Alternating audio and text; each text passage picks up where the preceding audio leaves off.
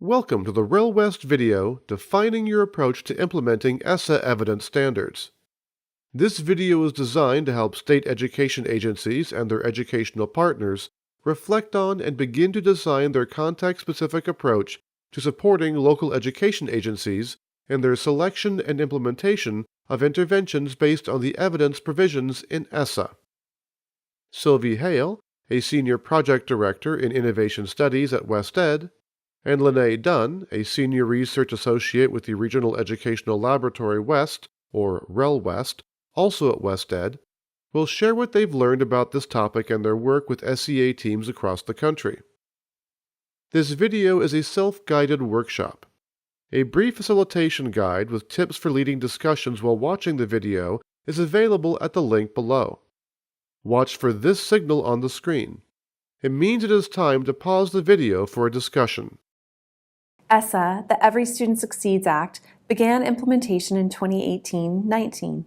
State education agencies, or SEAs, are tasked with creating plans that support local decision-making and build local education agencies, or LEAs, capacity to use data and evidence to select appropriate strategies and interventions.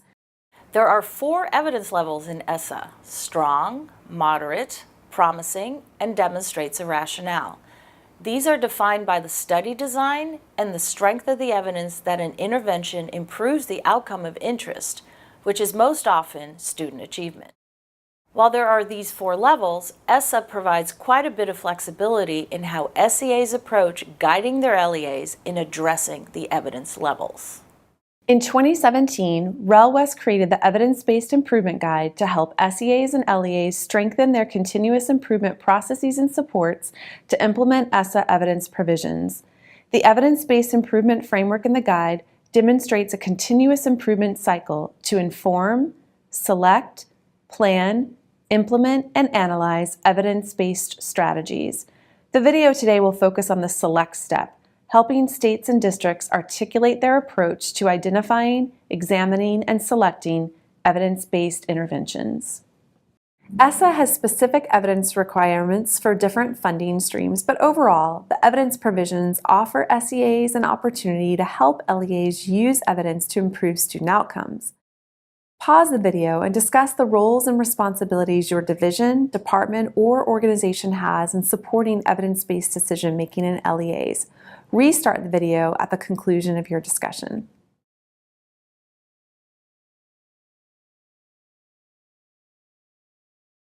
This continuum of SEA approaches describes different approaches to and support for LEAs in selecting evidence-based interventions. The approaches become more prescriptive as you move from left to right, as indicated by the dials. There are 4 levels in this continuum: reviewer, guider, vetter, and definer. Before I describe the continuum, I wanted to give a few caveats.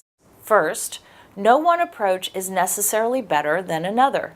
Depending on statute, funding sources, and roles and responsibilities of SEA staff, there may be reasons for being more or less prescriptive.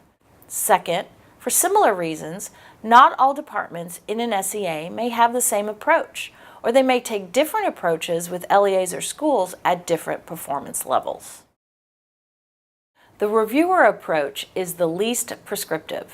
With this approach, SEA staff will review LEA plans with evidence-based interventions and provide feedback as needed. For example, an SEA may include a portion on the LEA plan where LEAs must list evidence-based strategies and reference the supporting research. The SEA would review the plans and contact the LEA if there were questions or issues. The guider approach includes the SEA providing some upfront guidance to LEAs to inform LEA plan development. After plans are submitted, the SEA will review LEA plans and provide feedback as needed. For example, the SEA may assist LEAs by providing guidance on appropriate interventions or by providing resources and assistance to inform the selection of evidence-based strategies before and during LEA plan development. The SEA would then review the submitted plans and follow up with LEAs if there were questions or issues. The vetter approach guides the development of LEA plans using a set of criteria to vet plans. After plans are submitted, the SEA will provide feedback to LEAs based on a set of criteria. For example, the SEA may identify a set of priorities such as effective instruction or student supports, or a set of criteria for the type of evidence such as multiple studies or applicability to the context, and share those criteria with LEAs for plan submission. The SEA would then review the submitted plans against those defined criteria. The definer approach is the most prescriptive. In this approach, the SEA develops a list of approved interventions LEAs can choose from. After plans are submitted, the SEA is looking for those particular interventions, or if the LEA submits an alternative intervention, they would assess it. For example, an SEA may invite providers to submit evidence that their services are evidence-based and select a set of approved providers that LEAs can partner with.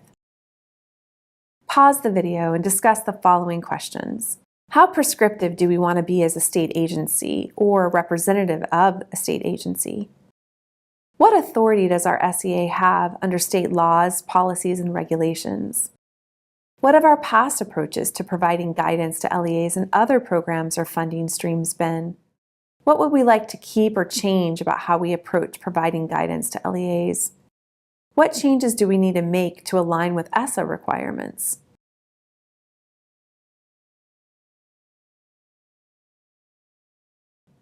Now we want you to discuss a scenario and consider how you would respond based on the approach your team most identified with on the continuum. A Title I school-wide plan indicated the school had purchased computers. The evidence listed was, the SEA promotes computers and digital teaching and learning. The school has been a historically underperforming school and is on the list of schools in need of comprehensive support and improvement, or CSI. The plan included other strategies, aligned to the identified needs in the needs assessment, with established evidence bases at the strong, moderate, and promising evidence levels. From the approach you identified previously, how would you respond?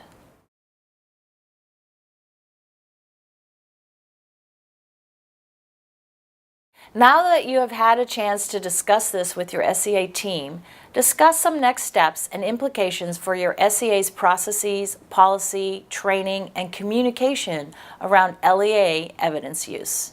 For example, how might you check if your SEA has the internal capacity to carry out your selected approach? What needs to be in place to carry out this approach? Be sure to check out other tools in the evidence guide to help inform your next steps.